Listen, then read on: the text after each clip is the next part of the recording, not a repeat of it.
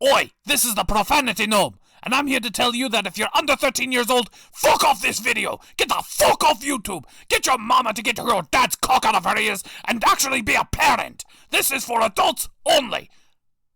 And for everybody else, enjoy the video.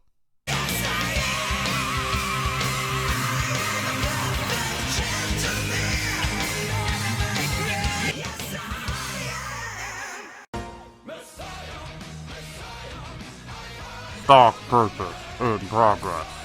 Pursuing plan.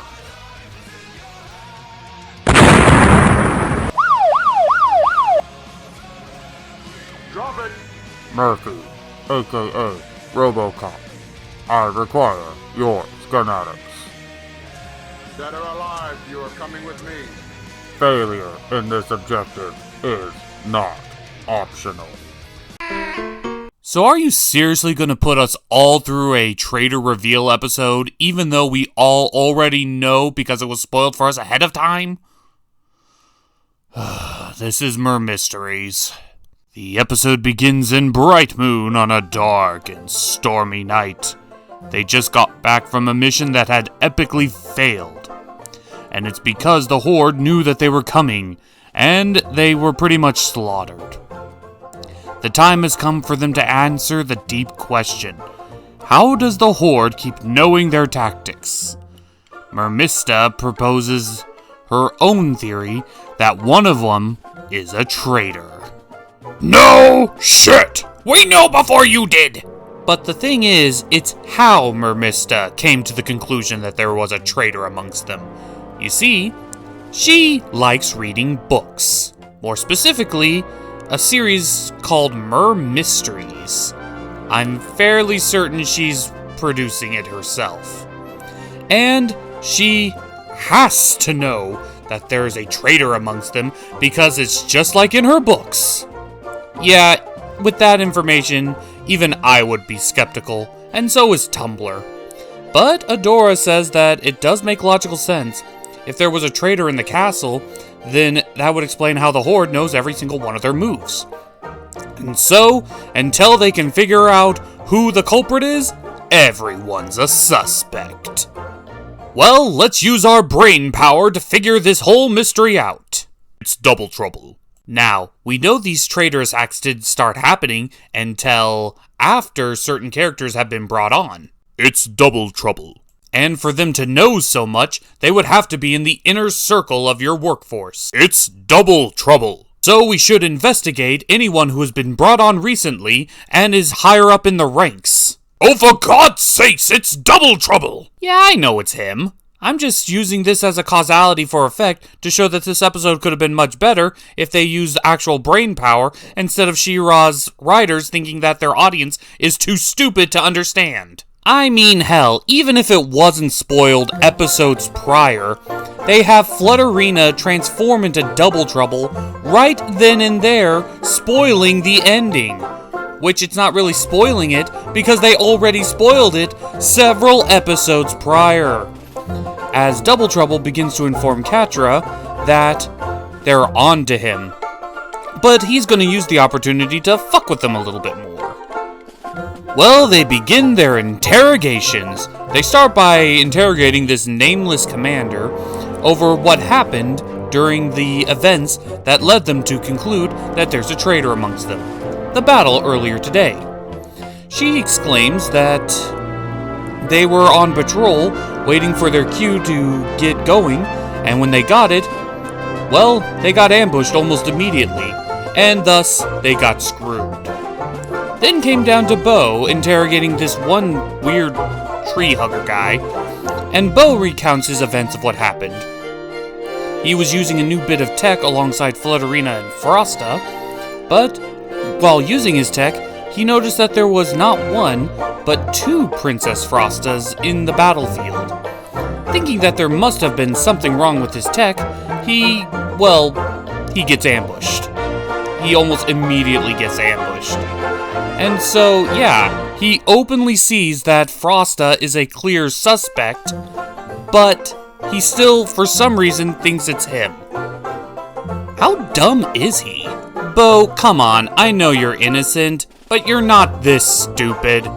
Only Tumblr's this stupid. I got Princess Tumblr's IQ test right here that certifiably proves that she's not the smartest one on the show.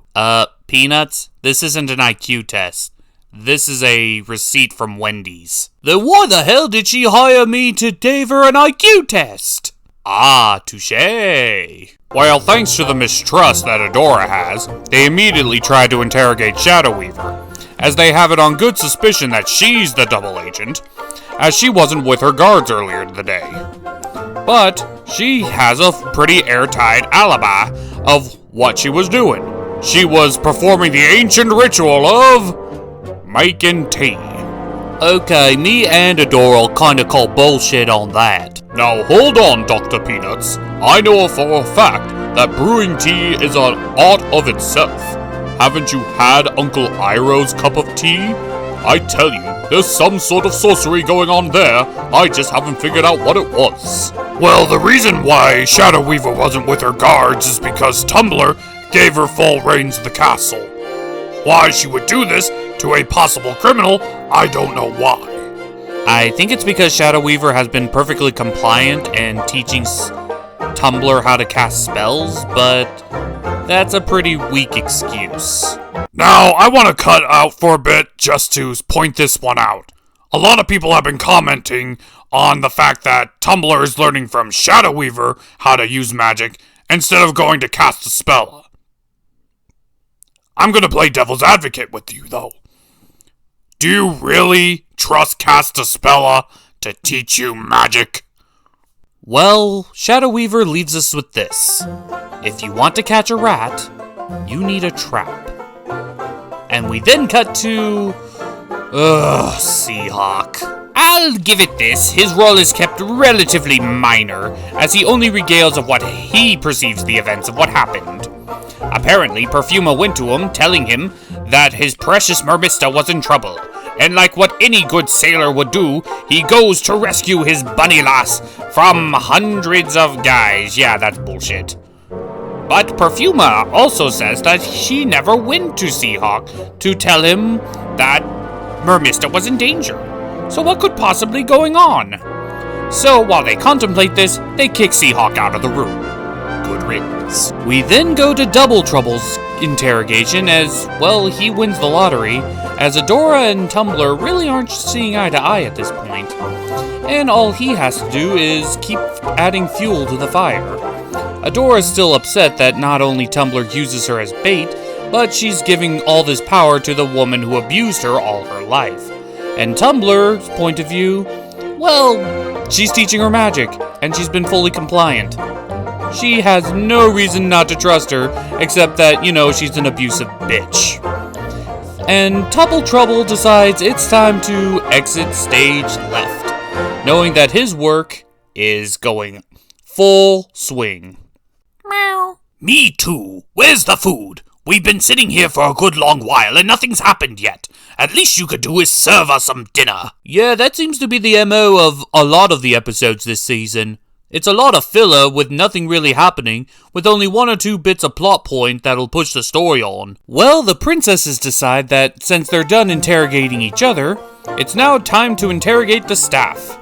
So they have a bunch of randos coming in and out trying to interrogate them in order to see if any one of them is the spy. But of course, lo and behold, they're not spies. They're just minor characters that don't get any screen time. And it's sad to say that Spinnerella and Natasha are also lumped into these groups. Yeah, 2 powerhouse princesses are lumped into the same category as background characters. That is some bullshit. Well, while they're all still fighting each other, Tumbler runs off and Adora notices. Tumbler seems to be going to go off somewhere. Where is she going? We don't know. What's she gonna do? We don't know. She just doesn't want to sit around not doing anything while there's a traitor in her castle. Adora talks her down of doing whatever it is she's going to do, because honestly, I don't know what she plans on doing. Like, what is she gonna do? Is she gonna blow up the castle? That will definitely solve the problems. Also, great example you're setting for the troops there, Tumbler. There's a traitor among them and no one knows who to trust. So, how about you just completely ditch him? Well, Adora and Tumblr are called back, only to be told that their communications relay has been destroyed. And since the only ones who had access are the princesses themselves and their inner circle, that means the traitor is among their inner circle. And now they can't even trust the people closest to them. So after reusing the opening shots, seriously, we looked at this is shot for shot repeating, they let it slip that thankfully they have a backup communications in the kitchen, which is total bullshit. Because why would you keep backup communications in a kitchen of all places? Obvious bait is obvious, but it looks like Double Trouble falls for it. Mer-Mista, with her infinite knowledge of light novel mystery books, exclaims that the traitor must be among them. So, there's only one way to figure out who it is. Begin finger pointing! Because finger pointing solves all your problems! If something goes wrong, point a finger at it. If you have a problem with someone, point a finger at them. If there's something going on that you don't like, it's clearly someone else's fault.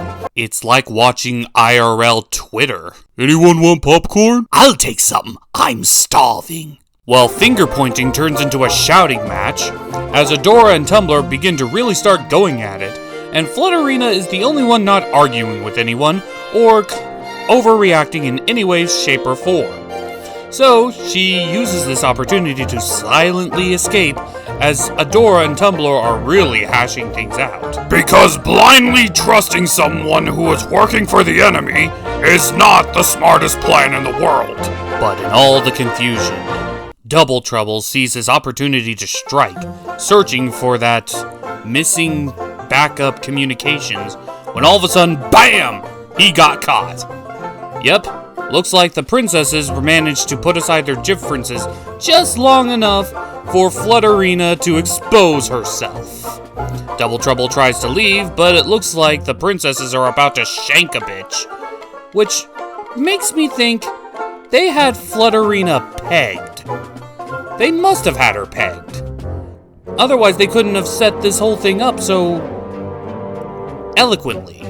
Double Trouble tries to make a break for it, but thankfully they had the foresight to cast a spell of capturing so that Double Trouble has nowhere to go. But I don't give them credit for this whatsoever. Why not? They managed to capture him, and they did it so eloquently. But it wasn't their original idea. The one who came up with this plan was Shadow Weaver. We see Shadow Weaver showing Adora and Tumblr that how to do a certain spell of containment, as well as coming up with a plan to fake fight in order to catch the bad guy. And we see that Double Trouble fell for Shadow Weaver's plan, hook, line, and sinker. Not Tumblr's, Shadow Weaver's. So yeah, the enemy is caught. So, day saved, right? Well, the only solace I can take from this episode is that we can finally get over this hidden mole arc that was stupid to begin with, and why are their scenes still playing? Because after Double Trouble reveals himself and congratulates him on his capture, he also reveals that he was nothing more than a distraction. Turns out the Horde's real objective was to keep the princesses occupied long enough for Lord Hordak to make his ultimate move. Their evil plans coming into fruition as Hordak himself personally sails to the gates of Mer-Mista's kingdom with his newfound weapon of mass destruction. And we see Mer-Mista look in horror, realizing that they've been duped and her home is being invaded. Well, not so much being invaded, so much as already was invaded, as we see Tumblr teleport Adora, Mer-Mista, and herself to Mer-Mista's home to see it utterly in shambles. The seas now belong to the Horde. And weirdly enough, the episode doesn't end even here, because even after we get this huge bomb of a plot point dropped on us on the final few minutes of the episode, we then see a glimpse of Hordak Prime with his weird white dreadlocks smirking at us. And that was Mer-Mysteries, a complete waste of an episode if it wasn't for that little tad bit at the end. I'm not sure if the writers of She-Ra just think they're smarter than their viewers, or they think that their audience is too dumb to figure out who the villain is. I don't know why they bothered to drag it out for a full 20 minutes. We all already knew who the traitor was. And even if they didn't directly tell us, audience could probably pick it out. I would say that this whole episode is pretty much skippable if it wasn't for that tidbit at the end. I'm curious to see where they're going to take this new development, but it's not worth sitting through over 20 minutes of them scrounging around trying to figure out who the traitor is, when we all already know.